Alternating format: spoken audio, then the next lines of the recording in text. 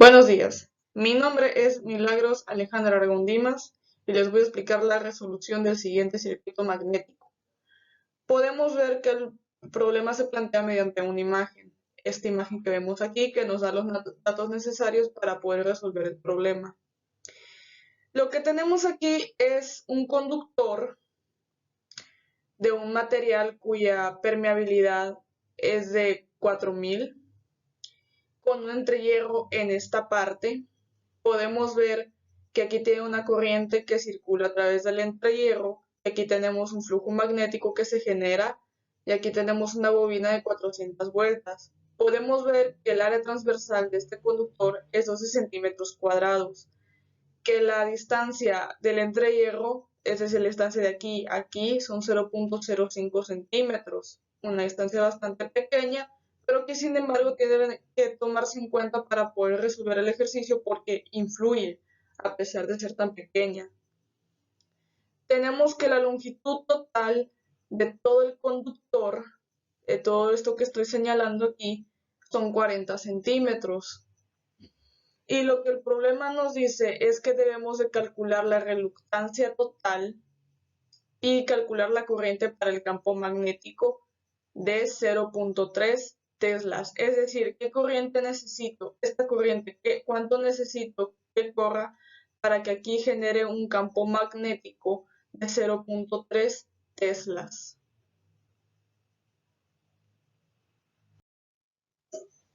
Estas son las fórmulas que vamos a utilizar. Aquí podemos ver que la fuerza electromotriz es igual al número de vueltas multiplicado por la corriente, que de hecho también se puede interpretar como el flujo magnético por la reluctancia total. Y el campo magnético es igual a la permeabilidad por el número de vueltas por la corriente, eso entre la longitud del conductor. Y combinando todas estas vueltas nos podemos dar cuenta de que como la, el flujo magnético es igual al campo magnético, perdón, multiplicado por el área transversal, entonces sustituyendo esta por esta ecuación nos damos cuenta de que el flujo magnético también es igual a la permeabilidad magnética por el número de vueltas por la corriente, por el área transversal, todo eso dividido entre la longitud del conductor. Entonces, combinando todas esas fórmulas, podemos llegar a la conclusión de que la reluctancia, calcular una reluctancia, es igual a la longitud de todo el conductor dividido entre la multiplicación de la permeabilidad del conductor multiplicado por la permeabilidad del vacío multiplicado por el área transversal del conductor. Entonces, resolviendo para el inciso A que nos pide la reluctancia total, vamos a primero sacar lo que es la reluctancia 1 y luego la reluctancia 2 y luego la vamos a sumar para tener la reluctancia total. Entonces, primero definimos los datos. La longitud 1, recuerden que todo esto funciona en función de metros, no en centímetros, en metros, metros cuadrados, metros tal cual, pero en centímetros no. Entonces tenemos que convertir dichas medidas. De otra forma el ejercicio va a estar mal. Entonces, la longitud 1 nos dice, para calcular la reluctancia 1, que es la reluctancia del conductor en sí, es igual a 40 centímetros. 40 centímetros es 0.4 metros. La permeabilidad del conductor es 4000, nos los da el ejercicio. La permeabilidad del vacío que ya conocemos es 4pi por 10 a la menos 7. El área transversal 1 son 0.012 metros cuadrados. Nos lo dan en centímetros, 12 centímetros cuadrados, pero tiene que ser convertido a metros. El área transversal 2 es la misma que la 1. Sin embargo, hay que tomar en cuenta algo. Eh, Cuando estamos hablando de un entrehierro, lo que pasa, espero poder dibujarlo bien. Cuando estamos hablando de un entrehierro, nosotros tenemos el entrehierro más o menos así. Es la misma área transversal. Vamos a utilizar la longitud que hay de aquí a aquí, que es esta, 0.05 centímetros, que es igual a 0.0005 metros. Sin embargo, al calcular el área transversal, estamos calculando el área transversal por la cual va a pasar el flujo, la corriente, el flujo magnético. ¿Y qué pasa con esto? Que sucede de esta forma, no pasa derecho, sino que se sale un poquito y luego regresa, ¿no? Lo estoy dibujando muy mal, pero creo que se me entiende. Entonces, justamente por esta razón es que siempre al área transversal del flujo, bueno, al área transversal que se va a utilizar de un entrehierro, siempre se le suma el 5% de dicha. De esta forma me quedaría que 12 centímetros cuadrados más 5% de esos 12 centímetros cuadrados me queda 0.00126 metros cuadrados. Entonces sustituimos valores. La reluctancia 1 es igual a la longitud 1. Estamos hablando del conductor. Reluctancia 1 es la reluctancia del conductor, la longitud del conductor por la permeabilidad de ese conductor, por la permeabilidad del vacío, por el área transversal de ese conductor, que es 0.40 metros, lo convertimos de centímetros a metros, lo estamos reemplazando aquí. La permeabilidad de ese conductor, aquí está. La permeabilidad del vacío es una constante, se pone aquí. Y el área transversal 1 la ponemos aquí. Esto en la calculadora nos da 66.300 amperes por vuelta sobre Weber.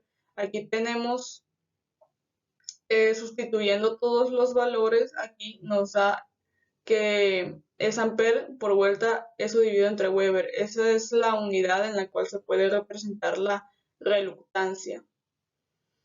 Para la reluctancia 2 tenemos, que es la del entrehierro, tenemos la longitud 2, la permeabilidad de esa reluctancia se puede tomar como cero, ya que como es un entrehierro, está en el vacío, en realidad no tiene ningún conductor. Aquí se está tomando la reluctancia de dicho conductor, aquí no, porque no hay ningún conductor por el que pasa más que por el del aire, así que simplemente se va a tomar en cuenta la reluctancia, del vacío, del aire.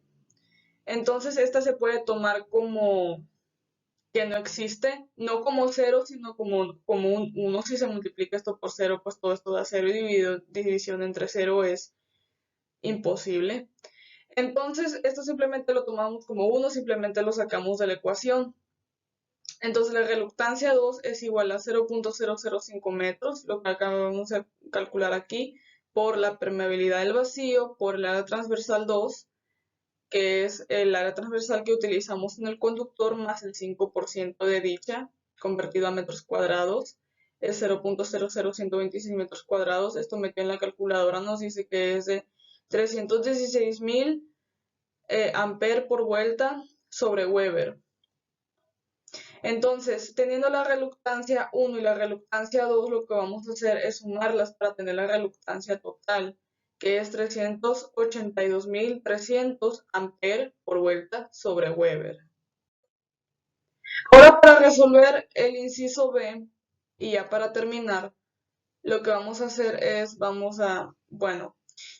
definir la fórmula. Yo tengo que la fuerza electromotriz es igual a el número de vueltas por la corriente. Yo estoy buscando la corriente. Recuerden que el inciso B me pide la corriente que tiene que pasar para que me genere un cierto campo magnético. Uno es 0.3 teslas. Tengo que el flujo magnético es igual al campo magnético multiplicado por el área transversal. Tengo entendido que justamente la fuerza electromotriz, que también se puede identificar de esta forma, se reemplaza aquí. Entonces, yo digo que el número de vueltas multiplicado por la corriente es igual al flujo magnético, que es igual a esto multiplicado por la reluctancia total. Entonces, si yo reemplazo el flujo magnético por su equivalencia de campo magnético por área, yo tengo que el número de vueltas multiplicado por la corriente es igual al flujo magnético multiplicado por el área transversal multiplicado por la reluctancia total.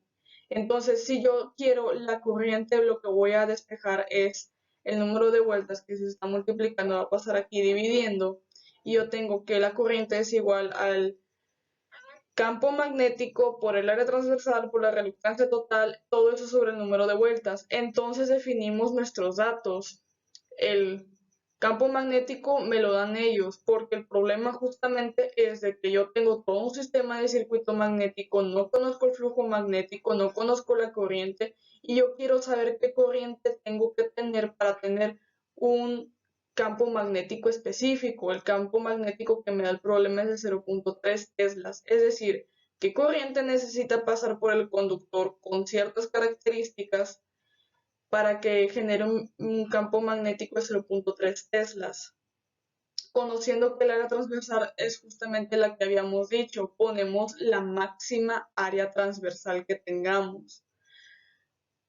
En este caso era la del entrehierro, tenemos que poner la máxima área transversal que tengamos. Si es otro problema que tiene distintas áreas transversales, siempre hay que poner la más grande de todas ellas.